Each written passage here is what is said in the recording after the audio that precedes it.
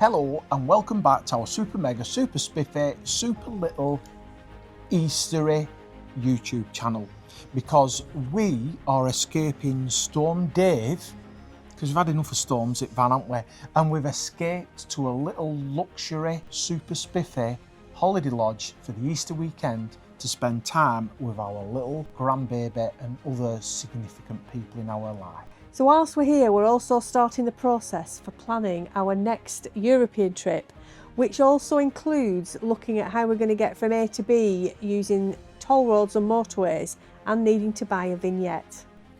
Or, if you're stupid, not buying a vignette. Which is what happened last time, sort of. So in this vlog, we're going to tell you about our trip last year, where we got fined for not having a vignette in Hungary, even though we did have a vignette for the tolls in Hungary, why we paid the fine anyway, and then what happened afterwards. Ooh, and it's like a proper massive YouTube channel with proper massive YouTube drama that we will ham up significantly.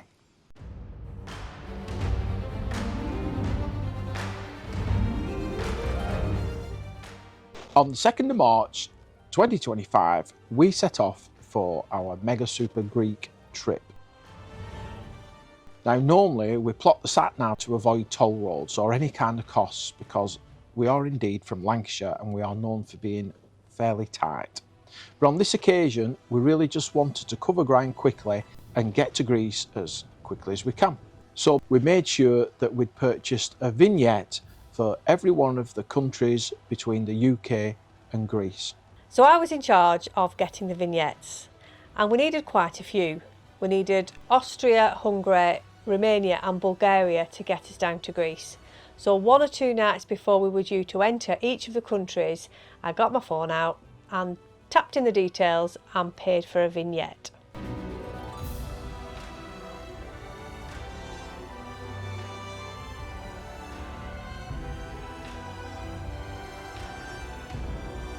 And then on the 25th of April, my dad messaged me to say we'd had a letter at home and did we want him to open it.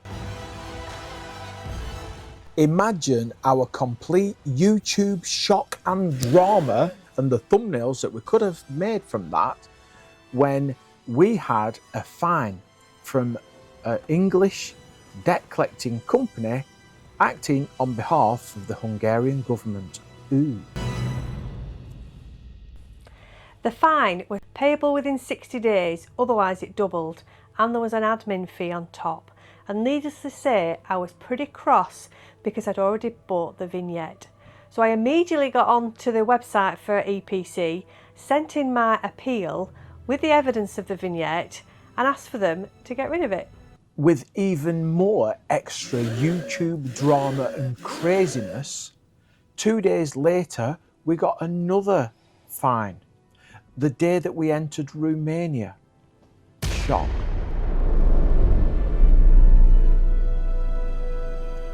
Now this is the second point where I made a mistake, because I was in such a tiz at making another mistake, thinking it was a Romanian toll fine. I didn't even look at the letter to see who it had come from, and I just got back on my phone, hacking away, blah, blah, blah, blah. Here's a Romanian vignette, get rid of the second fine. Over the next few weeks of YouTube drama, we toed and froed with EPC trying to get these fines cancelled. Now eventually I did the right thing, the manly thing, and I took charge. And I looked at the paperwork in detail to reveal a simple error that Simple Jane had made. And this is what got me even crosser, because it was my fault that I had put in 1 digit incorrectly into the Hungarian vignette, and both fines were from the Hungarian government. And I was very cross because at the beginning, for something of such significance, I should have just took charge and control. But in our new modern society of equal opportunities and anti-misogyny and so on, I thought, no, this is something that Jane is capable of doing. So On the whole trip, I did 10 vignettes, got one wrong, that's 90%. That would have been an A star at GCSE toll vignette. Well, there you're wrong again, because one wrong is 10%. Yeah, so 90%'s correct. Still an A star. So what happened next? I'm in trouble now, so many apologies for any ladies who take charge of vignettes. So what happened next? Once we'd realised that the mistake was actually a licence plate error, when you read the small print on the fine documentation, that's okay. You are allowed 2 errors and the fine will be removed, and all that you'd have to pay is the admin fee, which I thought was 2 admin fees, one for each letter that we'd received. So we sent the information off to EPC, but I hadn't kept, for some reason I don't know where it was, the Hungarian toll vignette. I'd got a screenshot of it and I couldn't find it in my deleted emails. So I just sent what I had, and needless to say, they rejected it. They needed actual proof. They actually wanted the toll receipt. So I had to go back to the Hungarian toll provider, who were brilliant and got me the information. And first of all, they sent it in an email proving that we'd paid. Nope, EPC wouldn't accept that because an email could be edited, and they wanted a PDF. So finally, we got everything we needed and resubmitted it through the EPC website, which was actually very efficient and really easy to use. Now at this point, we were just about back in the UK. I was having a massive stress because I kept thinking the 60 days was going to be up. I knew we were in the right and it would eventually get resolved, so I paid both fines in full, knowing that I would get a refund because that's what it said on the EPC paperwork. And finally, on the 12th of June, we got a letter from EPC saying that they'd accepted our evidence and they'd passed it over to the Hungarian government to cancel the fine. Fast forward to the 9th of October, so anyone would think that in this process that the British company were somewhat reluctant to send any money in our direction. But 9th of October, we pressed for an update. And we were told that it was still with the Hungarian government. I think that was a big fat fib, but I'm not allowed to say that because that would be libelous. So we chased the Hungarian government. Well, the Hungarian toll provider. Let's be clear on that. So we chased the Hungarian toll provider. Now you start being clear. Now we're starting being clear all this way in.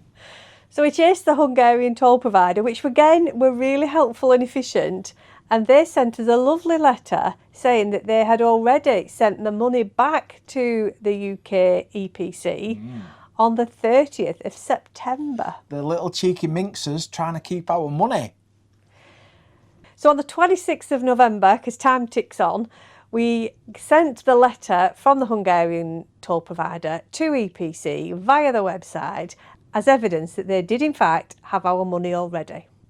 And they sent us our money back, but not immediately.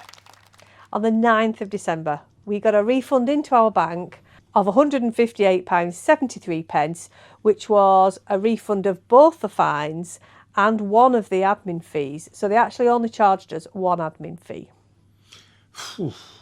That was a close shave with YouTube drama.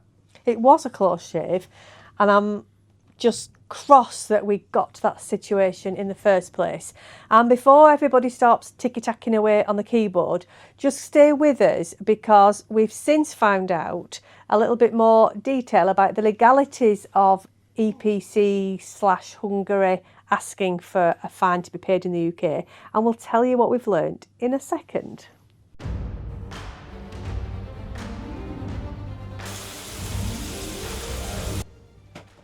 Yes, talking of close shaves, this week's sponsor is a new male grooming range. Yes, you've never heard of it before, but it is going to be on your lips and on your nose for many years to come. It is Elson Eau de Cassette. Yes, a new scent, a new range of scents for proper men, and they are this week's YouTube sponsor champions. proper men.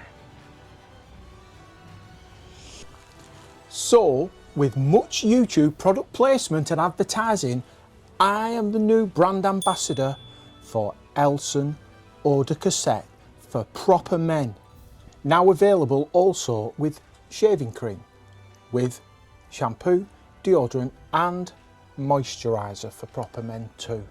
And you can get 10% off using the product discount code Eurosully.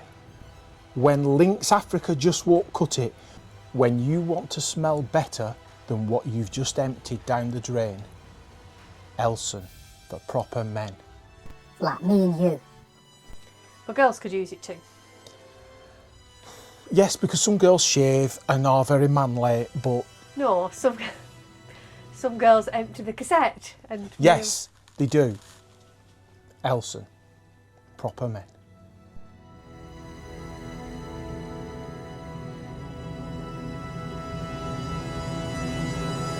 So Andrew, what lessons have we learned from this sorry tale?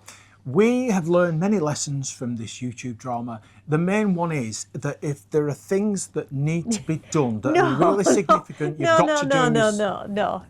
Oh, Just check, whoever is doing it, just check the registration plate, whether you've bought it online or whether you've gone to the border and walked away with a paper copy from the border shop. Just check that your licence plate is accurate. It will save a lot of hassle downstream. it's check everything really, because the devil's in the, seriously though, the devil's in the detail. It took me about 3 seconds to find that one error, but it's just a shame I waited about 6 months to actually look myself. But the devil's in the detail. The second thing is have somebody checking your mail at home. We were about 5 or 6 weeks into a 12-week trip before we got the letter. So we would have been cutting it very close to our 60 days. So it was great that we had that little safeguard at home. And the third really big question is, should we have actually paid the fine at all? And if we hadn't and just ignored it, what would have happened? Because when the letters first arrived, I went on to a couple of van life groups just to see what others had done. And the information was really, really varied. Some were saying, pay it, ignore it, it's a scam. Some were saying, pay it, you must pay it. And we weren't using ChatGPT then. Who knows everything? But one thing is, it wasn't a scam. It definitely wasn't a scam. We did check that before we proceeded. So no scam. And it is legit and legal. So a foreign government, say Hungary or any other government for that matter, can take on the services of a UK-based company to try, keyword, and enforce a debt and collect that debt. And what we've learned with the help of ChatGPT since is that it's the next step that's in question. Because in order to make you pay a fine, they can send you all the letters they want, they can't send the bailiffs round, it can't affect your credit score, they can't insist you pay it without taking you through the UK court systems. And EPC could initiate those proceedings, and so could the Hungarian government. The reality is they probably won't bother. But as everything we say and do on this channel, the chances are it's absolute tosh. So don't trust anything that we or any other... Or ChatGPT. Yeah, get some advice if you find yourself in this situation. We don't want to influence your behaviour, because from this point on it's a grey area where words like may and could and should and possible get used. We paid it firstly because we knew we were right, and we knew we had a vignette, and we paid the £48 whatever for the admin fee because it was just peace of mind, just to get it done and out of the way. The issue for us and for anybody else who doesn't pay a fine is that in theory we would still have been on the Hungarian system as owing a debt and having a fine. And in theory, when we went back another time, which we are doing this year, they could stop us at the border and insist we pay the fine, or I guess turn us around and say they're not letting us in. I don't know. For us, it just wasn't worth the hassle of having that question over our heads. And to be fair, we paid the fine knowing that we were going to win and get the fine back, so that appeased everyone against us at the time. And the fact that we had to pay an admin fee is actually So right. it was our fault. Because if we'd have noticed the mistake at the time, we would have had to ring somebody in the Hungarian toll authority, let them know about the mistake. There would have been an admin fee applied at the time to change our registration. So we've paid an admin fee, we're happy, we're travelling back through Hungary again this year, and we will be able to do so without that thought every time we go on or off a toll that we are going to be in some way sort of compromised. And the only different thing this year will be that we'll have a boot. I'll be doing the vignette. Oh no. We'll have a boot full of Eau de Elson for anybody that wants to buy it that we meet on the road. Only proper men. And ladies, obviously. And ladies who shave and use male products. So we'll see you next time. We are just going to do a vlog about how we plan our longer trips. We have been asked a few times to do this vlog.